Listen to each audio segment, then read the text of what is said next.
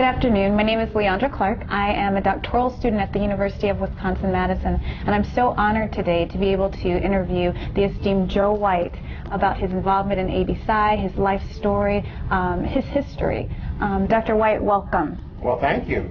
Thank you very much. Thank you for being here. So I want to start off just by hearing a little bit about your personal story, where you're from, how you got to where you are today. But let's start with where you're from, your background. Well, I grew up in Minneapolis, Minnesota. I was actually born in Lincoln, Nebraska, but my family moved to Minneapolis when I was an infant.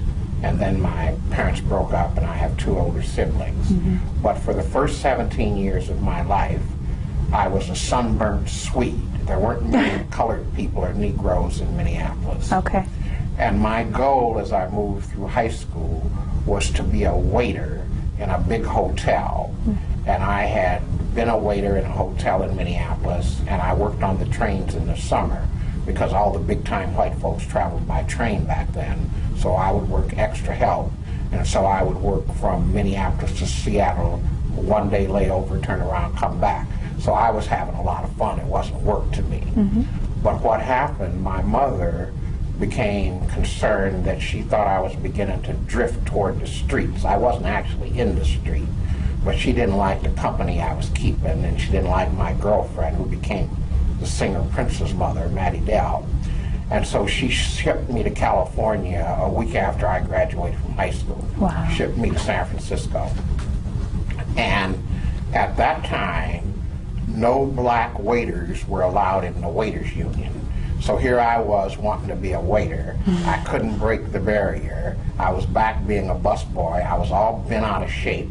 They had started a war in Korea, so I was on the streets, and I got identity problems and life adjustment problems. So my aunt, who was a young social worker, 10 years older than me, said, well, maybe the way to solve your problems is to take another pathway and go to college. And I said, well, why not? I mean, I wasn't working as a waiter, and that path was blocked legally for me. So she took me to San Francisco State, which was still almost in the hood. It was right off a black district called Fillmore. Okay. She took me up there on the 22 bus, and I was a week late, but she talked to the lady, and unbeknownst to me, I had gone to a college prep high school, so I had all the requirements. And there was no in-state fees, no out-of-state fees. California higher education was free, $14.50. Wow. And if you didn't have the $14, the dean would sign a waiver for you, and you had a semester to pay the money back. Then I had been a jive time athlete in high school, brothers be playing basketball and running track. So they got me a job working in the playground down in the hood. So now I'm going to school, working in the playground, and then I had a military deferment for 4 years because everybody had to do 24 months. So then I was going to school and working at the playground. So I got fascinated with this psychology thing, Pavlov's dog and the unconscious mind. And so my advisor looked at my grades, and they were C+. And like any young black male at that time, I thought that was the greatest. I'm a C+ student, I'm going to college, I ain't in trouble. And the man told me, if you want to go into psychology, two things. First, they don't have any Negroes in this field. And second, not with these grades. So now you straighten up the grades, and then we'll worry about the rest. And this is a high school counselor? No, it's a college. It's a college counselor. I'm in college now. Okay. I'm in college, and I'm a psych major. Okay. And so I'm clicking along as a C+ student, but I got interested in this thing, psychology, and then he explained graduate school to me. I didn't even know there was anything like that. So he told me if I really wanted to be in this field, that I had to clean up my act, and then we had this Negro business. So then I finished college, did my 24 months in the military, and I didn't get into grad school the first time around, didn't get into PhD. So the same people at San Francisco State set me down again, and they said, well, look, we just started a master's degree program, so why don't you come in this master's program, and then we'll take care of the rest of it. You just trust us. So I went into master's, and then 2 years later, they got me into Michigan State, got me to Colorado too, and I had a U.S. Public Health Fellowship, and I had the GI Bill, and I had a wife and 2 kids, and they moved me into married housing. And there was no problem. I had plenty enough money because I taught at a junior college or worked at child guidance clinic, whatever.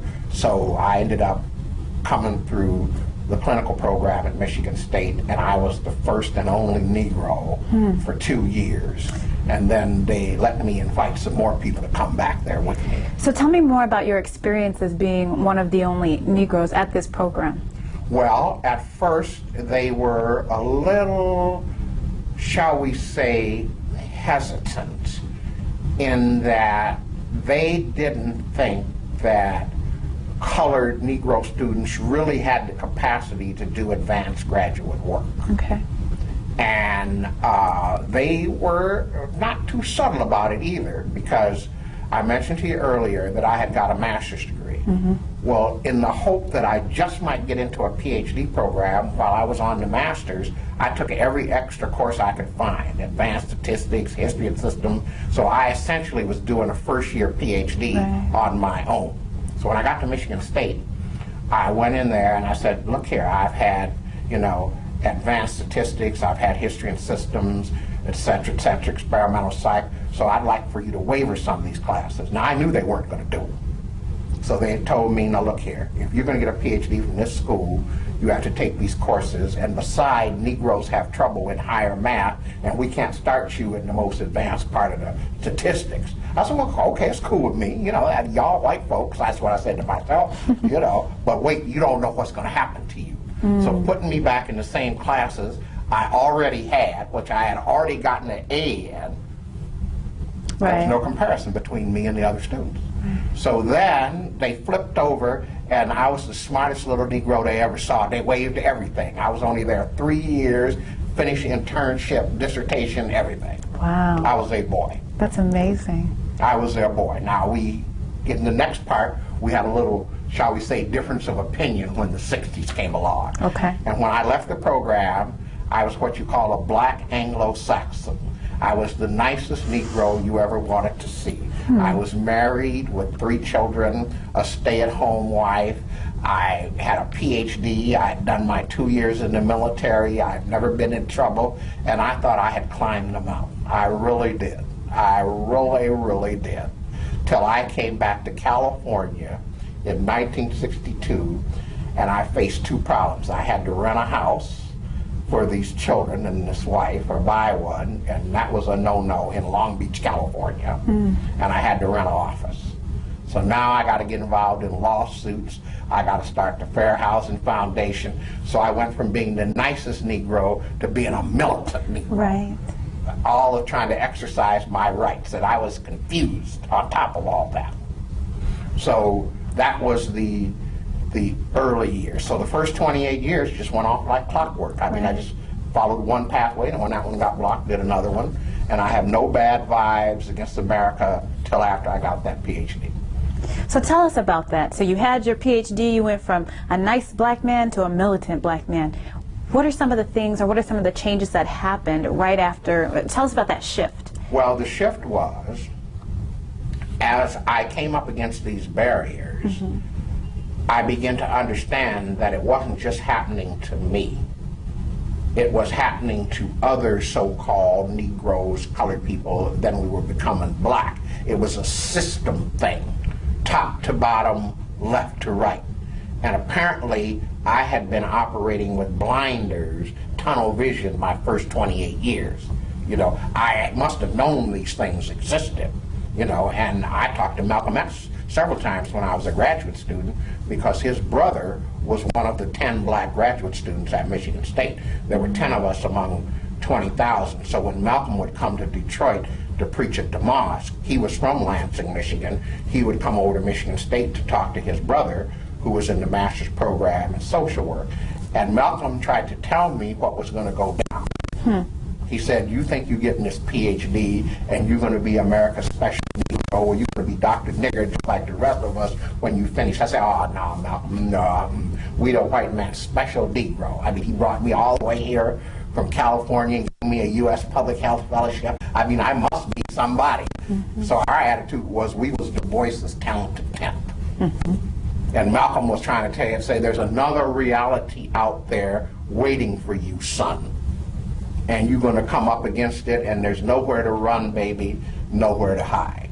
So then I started listening to the likes of Martin Luther King and getting involved in marching and demonstrating and picketing and making speeches and this and that. So I went from kind of like, and I had no knowledge of what was happening to me because there was no Bill Cross then.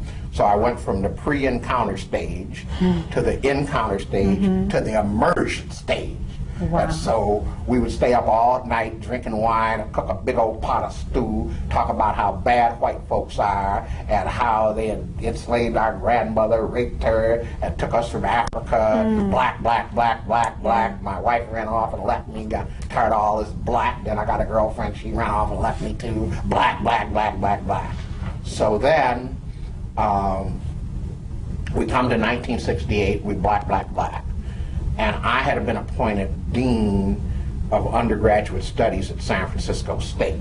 So all that occurred about the time of the 68 convention. So when we got to town, I'm the dean, so I got a half a suite, right? So I rounds up the brothers, there was about 10 or 12 of us, and I got a big mouth, so I announced it all over town that there was going to be this meeting. So then it started with 12 of us, then some social workers came, then some ministers came, then some girlfriends and some ex-girlfriends, graduates, undergrad. Wade was an undergrad. So pretty soon we got people all down the hallway. So over that 4 days, 4 things happened over that Labor Day weekend. Connectedness, deconstruction, creativity, and let's see, connectedness, deconstruction, confrontation, and creativity. Those were the 4 themes of that 4 days. So connectedness, we had to get in the room, and when you get that many black people back in the 60s, everybody got to testify and bear witness. So by that takes up 4 or 5 hours. Right. So it's 3 o'clock in the morning, the fire marshal is telling me I got to get people out of the hallway because everybody got to testify and bear witness, and then we got to back up as new people come in.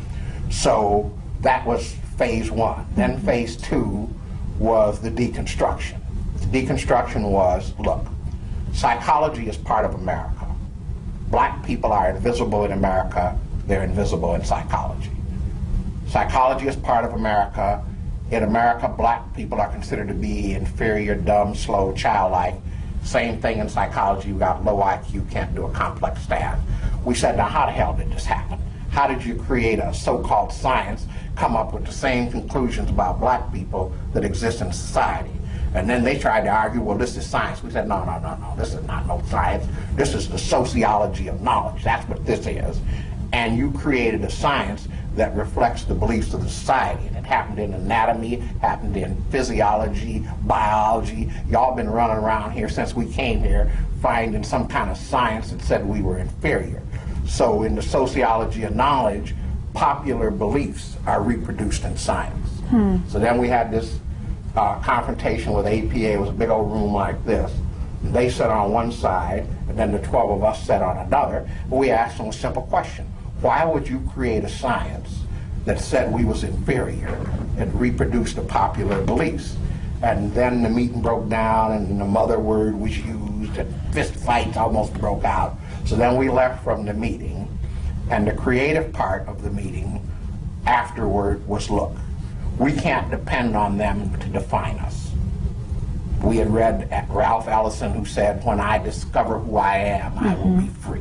Right. Stokely Carmichael, the Black Power and all. So we said, now we got to take charge and define ourselves, define our own psychology, build our own psychology. We had 4 requirements. That it would be strength-based, that it would represent the voice of the people, that it would belong to the people. Strength-based, represent the voice of the people, belong to the people, and it would be written in an understandable manner. Not like the Journal of Psychology or something. So my first article appeared in Ebony, and that was deliberate. I wanted the people in the hood to know this thing existed called black psychology. And we wanted to represent the voice of the people rather than the voice of the Ivy Tower. So then we got started, And then subsequently, the Asian dude said, well, no, no, no, I don't want white people defining me. And they created the Asian psychology. Then the Chicanos, same thing, then women, then gays. And so what we're saying is there are multiple realities in America, multiple realities in psychology, and no one group should try to define it for everybody else from their experience. That's all we said. But that was revolutionary. And then I had a falling out with the people at Michigan State because they said I was leading this black movement, and they had raised me up to be a nice Negro, and now I was calling people the mother word. They put it all on to me. Kenneth Clark was all upset with me, and this and that. So time heals everything. So 10 years ago, they had the 50th anniversary of the establishment of the PhD in clinical at Michigan State. They invited me back, told me I was their boy, and gave me the award for the best student of 50 years. I jumped up on that stage, two of my professors, both dead now, and said they put the idea of black psychology up in my mind. And they ain't done nothing. So anyhow, that's what happened. Wow. That's so we've got about a few minutes, so go ahead, Ashley. That's such a rich history and legacy, and we know that founding ABPsi, you being one of the founding members, that's just of crucial importance to be able to track historically. So I want to hear more about your involvement across the years. You know, we know you founded it and we hear the story, but how has it evolved for you? Well, how it evolved was everybody had a job. My job, and black people don't define it on paper, was conceptual. Okay. They wanted me to kind of lay out the parameters of this field called black psychology. So then I did the Ebony article, then 10 years went by and I don't know what was going on in my mind, but then I finally wrote the first book on black psychology that was a single author book. So I tried to lay out the parameters as they existed in mental health, family, education, worldview, and so on. And I figure if I laid the parameters out, then others would come behind me and fill in the spaces. So that's what happened. Second, because I was a teacher, I felt it was my job to facilitate the development of the next generation of black psychologists, which actually now is 2 and now 3 generations. So the mentoring philosophy was twofold. One is everybody that I've mentored internalized, hopefully, a responsibility for mentoring somebody else. So if I produced one student, then they produced 5 or 6 more, who produced 5 or 6 more. So everybody from Irvine, and I've seen 98% of them, left with an internalized definition of mentoring. The second thing was that wherever I go, I try to make contact with young people. For example, I've been retired 14 years, but now I go around speaking as a nickel and dime all-purpose minority speaker. So when they can't get Akbar, they call me. But anyway, but wherever I go, I try to define the schedule so that I have plenty of time with graduates and undergraduates. So that's why I don't use the Speakers Bureau, because they won't leave you there. They want you to make your speech, and you got to get across the bay and make another speech, and then go down to Stanford and make another one, whereas I want to hang around. So I deliberately tell the dean I want a student to pick me up, a couple students, be at the hotel, have dinner, whatever, and I do 5 and 10-minute mentoring, and then they can follow me up by email. So over the years, I've hand-touched by me over 100 PhDs. Wow, that's amazing. That's people that I have reached out and touched, and sometimes it only takes a few minutes. Right. You know, somebody will set me down, and now they know they've only got 20 or 30 minutes, so they're real clear when they sit down with me. You know, they ask me real clear questions about internship, about getting financial help, about getting tenured, this, that, and the other. And I know that you've kind of nicknamed this your freedom train, is that right? Train, okay. That you get on the freedom train and you'll get more choices. That's right. You know, and I try to make it real clear, and we picked out maybe 8 or 9 schools that we work with, and all those schools, those kids get a free ride for 4 years, 4 or 5, whatever it takes. And then, of course, I show up periodically at the school, and, you know, nonverbal is more powerful than verbal. So when I show up, they know they better not be messing with these kids, you know. Right. So all I have to do is walk through the hall. How y'all doing? This and that. So they say, well, this is one of Joe's folks. I said, okay, y'all cool. Well, you know, I ain't on nobody's case, but I'm just around here, so forth. So I make sure that in my travels, I be checking on them where they are. Amazing. So it's worked out fine. So Dr. White, can you tell us, as you speak to students and as you mentor students and early professionals and kind of have this freedom train, what are some of the challenges you think that are facing African American students today? Well, first of all, I try to create the power within, because I see them as the agents of their own change, number one. So that I tell them, first of all, find something that fascinates you in psychology and pursue that. Second thing is, outwork every other student in the program. If you outwork everybody, you will be all right. You know, so when I was at Michigan State, we had a graduate reading library, and if I would drive by there at night in the middle of that snow and see that light on, I knew there was a graduate student in there studying. So I'd call my wife on a payphone and say, look here, I got to go in the grad reading room, you know, because that white boy's not going to outwork me. You see me, you know, I might laugh and joke, but I'm going to work. And third, you have to understand, especially as a young professor, the politics of the program without getting drowned in it. You know, so that you think about the politics more than you think about your work. You know, you have to understand, you know, if there are people out to get you or this, that, and the other. But I still think that excellence will prevail over politics. I believe that. Yeah. And you have to find somebody to protect you. So if there's no black senior people, then you make sure you're attached to a black senior person outside of your particular campus. Definitely. Because in most campuses, as he knows, you can have extra people, outside people who are experts on your committee and this and that. You know, so that that your review isn't confined to the people who are physically on your campus. Wow. And also, I had a stint in politics too, which I love, but I can't do everything. So I was with Bobby Kennedy. Okay. And got in through that network through Willie Brown.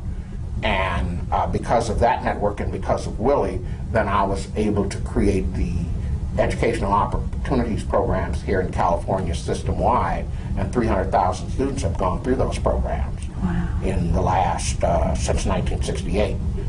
And then I was, because of my political involvement, I was chair of the licensing board and so on. So you had to have a little juice to be connected to the people with the juice. Right. So as we celebrate 40 years of ABPsi and you being a founding member,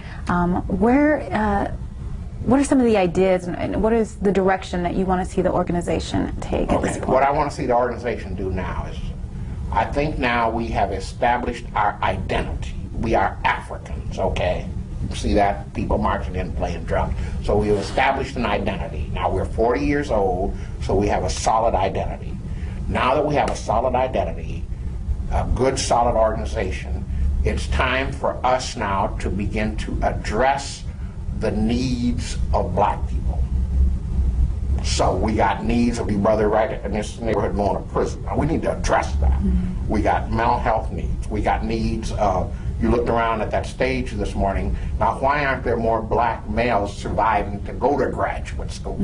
I'm not against sisters, I got 3 girls, and 2 of them is in higher education. But let's get this balance thing going.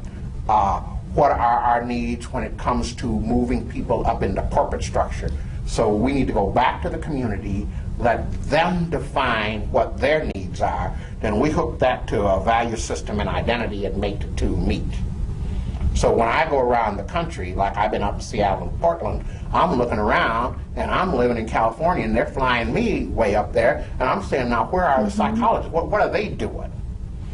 And so forth. So I think that in the next 10 years, we need to strengthen the pipeline of young people coming into psychology, especially males, and we need to address the needs of the community as the community defines their needs. Okay. And then I think somehow we have to figure out in the next 2 years, from a psychological point of view, what is this Obama phenomenon all about in terms of the identity spectrum. Okay. What's going on that a brother can come up to this level in this country, a brother who is a fusion of Africa and America, and what is going on? And Bob Chrisman was here last night. He's the editor of the Black Scholar, and their current edition is on Obama, and they're going to do another one afterward, and then I want him to do a psychological one after that. Have a bunch of psychologists sit down. Oh, that would be amazing. Okay? That's wonderful. So considering the changing political climate, what are your final thoughts for us? My final thoughts are, on the positive side, we need to strengthen the JEDNA, or the mentorship, of our children, especially our male children, from the ages of 5 and 6 forward, to get them over that hump, to get them through high school without getting pregnant, without going to jail, and so on, because there is plenty of opportunity out there. At the same time, we have to make sure that this race issue gets dealt with and discussed in America, because if Obama becomes president, what they're going to try and say is, there's no more problem. See, this brother made it, and the rest of these kids can too. But the society has to take some responsibility for this race piece and begin to change its structures. So we have to do our part in terms of taking responsibility, but there has to be some structural changes in the society so that these young people can land on their feet at 22, 23 with some skills. And that's where you all come in. Yes, we do. Well, thank you, Dr. White. I, as a student, am definitely inspired by your work, by your life story, and I'm so glad that you shared it with us today. But remember, I started out wanting to be a waiter. You did. And I couldn't get into union. So I guess I learned from that is, if one door closes, you might well try to find another one that opened it up. I'm sure glad you did. Again, this is Leandra Clark. I'm the chair-elect of the Student Circle of ABPsi. I just finished interviewing Joe White. Thank you so much for watching.